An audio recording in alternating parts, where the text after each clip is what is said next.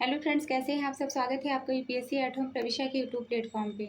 हम जो UPSC and UPPCS की मेंस आंसर राइटिंग कर रहे हैं, जिसमें हमने जो टारगेट रखा है डेली 5 क्वेश्चन की आंसर राइटिंग करने का, उसी सीरीज़ में हमारा ये क्वेश्चन है जीएस पेपर थर्ड से। ये हमारा आज तक जो सीरीज जो चल रही है, इसका कौन सा क्वेश्चन नंबर है 129 क्वेश्चन अभी तक हमने कम्प्लीट कर लिए हैं। इसको हम देखेंगे। हमारी जो ये मेंस की सीरीज़ है वो यूपीएससी एंड यूपीपीसीएस के पीवाईक्यू पे बेस्ड है, साथ में मॉडल आंसर भी कराए जा रहे हैं। जिस किसी को अपना मेंस का पूरा सिलेबस कंप्लीट कर सकता है वो इस सीरीज़ को देख सकता है और मेंस का सिलेबस पूरा करंट के साथ अपडेट करते हुए टू द पॉइंट कंप्लीट कर सकता है। तो आज का हम क्वेश्चन देखेंगे। क्वेश्चन है हमारा, भारत में शहरीकरण की चुनौतियां और अवसरों की चर्चा कीजिए। सबसे पहले हम इसका इंट्रो देखेंगे। इंट्रो में क्या है कि भारत में शहरीकरण तेजी से बढ़ रहा है। वर्ष 2021 तक लगभग 35% जनसंख्या शहरी क्षेत्रों में रहती है। यह प्रक्रिया विकास के साथ साथ कई चुनौतियों और अवसर को भी लाती है। 2036 तक इसकी 40% होने की संभावना है। मतलब इसमें जो है क्या बताया गया है कि जो है भारत एक तीव्र गति से शहरीकरण की ओर बढ़ रहा है। वर्तमान में जो 35% जो जनसंख्या है वह शहरों में निवास करती है और 2036 तक जो ये आंकड़ा है वो 40% से अधिक होने का अनुमान है। यह परिवर्तन एक और आर्थिक विकास, नवाचार और बुनियादी ढांचे के नए अवसर को प्रस्तुत करता है। वहीं दूसरी ओर यह असमानता, पर्यावरणीय दबाव और अधोसंरचना पर बोझ जैसी चुनौतियां भी लाता है। तो हम क्या देखेंगे कि शहरीकरण की जो है समझ कौन सी चुनौतियां व्याप्त हैं। पहला क्या है? पहला है अविकसित बुनियादी ढांचा, जिसमें जल, सीवर, सड़क और आवास की कमी।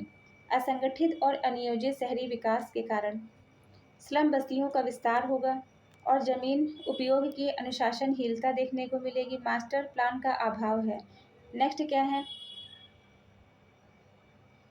इसके अंतर्गत जो बताया गया है कि जो है जल आपूर्ति, स्वच्छता, ठोस अपशिष्ट प्रबंधन, स्वास्थ्य सेवाएं, शिक्षा में भारी असमानता देखने को मिलेगी। दूसरा क्या है? दूसरा पॉइंट है शहरी शहरी गरीबी और जो है झुग्गियाँ। इसके अंतर्गत जो है बड़ी आबादी असंगठित बस्तियों में रहती है। जो बड़ी आबादी है इसके अंतर्गत जो है बताया गया है कि जो है असंगठित बस्तियों में रहती है। स्लम बस्तियों का जो है विस्तार हो रहा है। जमीन उपयोग की जो है अनुशासनहीनता देखने को मिलती है। दूसरा क्या है? प्रदूषण और पर्यावरणीय संकट। वायु, जल और ठोस अपशिष्ट से जैसी समस्याएं उत्पन्न हो रही हैं। वायु जल ध्वनि प्रदूषण में वृद्धि हो रही है। हरित क्षेत्र सिकुड़ रहे हैं और शहरी जो है गर्म द्वीप प्रभाव देखने को मिल रहा है। दूसरा क्या है? यातायात की समस्या। सार्वजनिक परिवहन की कमी और जाम जैसी समस्याएं देखने को मिल रही हैं। जाम और जो है सार्वजनिक परिवहन की अपर्याप्तता, निजी वाहनों में वृद्धि और दुर्घटनाओं में इजाफा। दूसरा क्या है? नगरीय प्रशासन की अक्षमता। वित्तीय व तकनीकी संसाधनों की कमी है।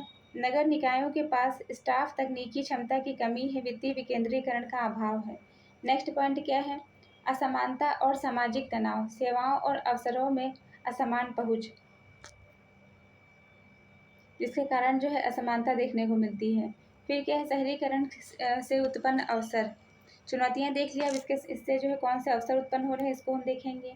आर्थिक विकास इंजन के रूप में कार्य करता है। शहरी क्षेत्र जीडीपी का 60% योगदान देता है।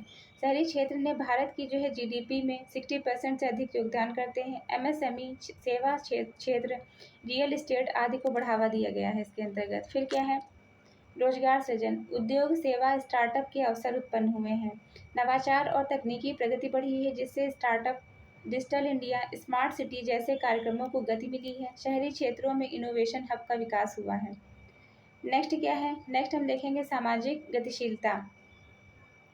शिक्षा, स्वास्थ्य, महिला सशक्तिकरण। महिलाओं, युवाओं, कमजोर वर्गों का सशक्तिकरण का अवसर मिला है। बेहतर शिक्षा, स्वास्थ्य और सामाजिक गतिशीलता बढ़ी है। फिर क्या है? इंफ्रास्ट्रक्चर निवेश के अवसर। स्मार्ट सिटी, मेट्रो, डिजिटलीकरण, हरित इमारतों का विकास हुआ है। फिर है प्रौद्योगिकी और नवाचार, जिसमें डिजिटल गवर्नेंस, स्मार्ट समाधान शामिल है इसके अंतर्गत। फिर क्या है? सरकारी पहलें। इससे संबंधित जो है की गई सरकारी पहलें। पहली क्या है? Smart city mission. यह प्रौद्योगिक आधारित जीवन गुणवत्ता में सुधार करने से संबंधित है। फिर है अमृत योजना। यह संबंधित है जल आपूर्ति, सीवरेज व्यवस्था से संबंधित है। फिर है प्रधानमंत्री आवास योजना, यह जो है प्रधानमंत्री आवास योजना शहरी, यह शहरी गरीबों के लिए आवास प्रोवाइड कराती है। फिर है नेक्स्ट स्वच्छ भारत मिशन शहरी, यह स्वच्छता अपशिष्ट प्रबंधन से संबंधित है। फिर है नेशनल अर्बन डिजिटल मिशन, यह डिजिटल गवर्नेंस से संबंधित है। नेक्स्ट हम देखेंगे आगे की राह क्या होगी। पहला क्या है संवहनी शहरी नियोजन, जिसमें जीआईएस आधारित मास्टर प्लान बनाना। दूसरा क्या है ग्रीन इंफ्रास्ट्रक्चर, जिसमें वर्षा जल संचयन, हरित भवन और सौर ऊर्जा से संबंधित है। फिर सार्वजनिक परिवहन को बढ़ावा देना, metro bus rapid transit system लाना।